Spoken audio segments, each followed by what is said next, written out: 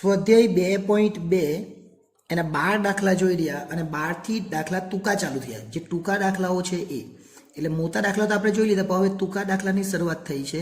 એટલે એનો 13 નંબરનો દાખલો છે એ ખૂબ જ અગત્યનો છે. જો અહીંયા આપણને n કામ લાગવાનો છે, n જે છે અહીંયા કામ લાગશે. નમસ્કાર વિદ્યાર્થીઓ, આવી ગઈ છે આપણી એપ્લિકેશન SS એજ્યુકેશન. આ એપ્લિકેશન ઇન્સ્ટોલ કરો. હવે થશે એકાઉન્ટ અને સ્ટેટનો ડર દૂર. મળશે સંપૂર્ણ પાયાથી શિક્ષણ. બધા જ પ્રશ્નો, બધા જ સ્વાધ્યાય અને બોર્ડમાં પૂછાયેલા દાખલાનો સમાવેશ એક જ કોર્સમાં ફક્ત ₹499. તો કોર્સને પરચેસ કરી આ એપ્લિકેશનનો લાભ મેળવો. વધુ માહિતી માટે SS એજ્યુકેશન એપ્લિકેશનને વિઝિટ કરી શકો છો. કેમ કામ લાગશે કે જો પેલા સૂત્ર છે આપણા x - x બાર, પછી સિગ્મા xy, સિગ્મા uv, આવું બધું આવે તો n કામ લાગે, પણ સહવિચરણ આવે તો n કામ લાગે નહીં. આટલું યાદ રાખીશું. અહીંયા જે આપેલું છે લખી દઈએ પહેલા x બાર. તો x બાર કેટલો છે? 160. y બાર કેટલો છે? તો 55. સિગ્મા xy કેટલા છે? તો 90,000. ત્યાર પછી sx કેટલા છે? તો 25. અને sy કેટલા છે? તો 10. હવે સહસંબંધાંક એટલે કે r શોધવાનો છે. બહુ ઇઝી સૂત્ર છે, ફક્ત સૂત્ર મૂકીને દાખલો કરવાનો છે. કયું સૂત્ર આવશે ખાસ ધ્યાન રાખજો. કયું સૂત્ર? તો r બરાબર, સૂત્ર ખાસ ધ્યાન આપજો, n સિગ્મા xy. આ સૂત્ર યાદ રાખવું પડશે. પછી n x બાર અને y બાર, n સિગ્મા xy, પછી n x બાર અને y બાર, અને છેદમાં sx ઇન્ટુ sy આવતું ને, જગ્યાએ ખાલી n બી મૂકી દેવાનું. n પછી sx અને પછી sy. પેલામાં કેવું હતું? કો xy ના છેદમાં sx ઇન્ટુ sy. અહીંયા શું છે? n પર આગળ આવશે, બીજું કંઈ જ કરવાનું નથી. n કેટલા આપેલા છે? તો n તમને જોજો, n કોઈ જગ્યાએ દેખાતા નથી, પણ અહીંયા લખેલું છે જો 10. કેટલા વિદ્યાર્થી? 10. 10 વિદ્યાર્થીઓનો મતલબ n કેટલા થયા?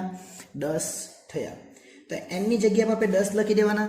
પણ આ જે છે સિગ્મા xy, ત્યાં n નથી, એટલે અહીંયા n નથી, એ ખાસ ધ્યાન રાખજો. ફક્ત એટલે xy લખવાના. સિગ્મા xy કેટલા છે? 90,000. n કેટલો છે? 10. x બાર કેટલો? 160. અને y બાર કેટલો? 55. બધું આપેલું જ છે. n કેટલા છે? તો 10. sx કેટલા? 25. અને sy કેટલા?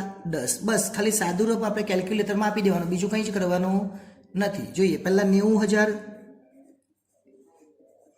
પછી આ બધાનો ગુણાકાર 10, 160 અને 55 એટલે 88,000 થાય. અને છેદમાં ગુણાકાર કરવાનો પાછો 25 નો ગુણાકાર 10 સાથે, પાછો 10 સાથે, એટલે 25 નો ગુણાકાર 100 સાથે કરીએ એટલે 2500 થાય. એટલે ઉપર 90 માંથી 88 જાય તો 2000 અને છેદમાં 2500. હવે ભાગાકાર કરી દેવાનો એટલે આપણો r નો જવાબ આવી જાય. r એટલે કે સહસંબંધાંક, એટલે કેટલો આવશે? 0.8. આ આપણો જવાબ આવે. આપણને આગળ કંઈ પૂછેલું એટલે જોઈ લો, સહસંબંધાંક બસ શોધેલો છે, બીજું કંઈ પૂછેલું નથી.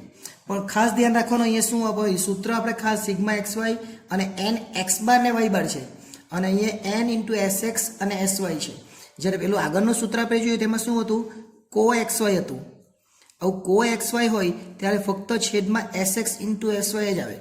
અને જ્યારે આ પ્રમાણનું સૂત્ર આવે xy વાળું, ત્યારે એની નીચે પણ n આવે. એ ખાસ ધ્યાન રાખવાનું. એટલે આવા 2-3 સૂત્ર આપણે ખાસ ધ્યાન રાખીશું, જેથી કરીને મુશ્કેલી ન થાય. નેક્સ્ટ ટાઈમ જ્યારે મળીશું ત્યારે બીજા જે ટૂંકા દાખલાઓ છે 14 નંબર, 15 નંબર, એ જોઈશું. આભાર.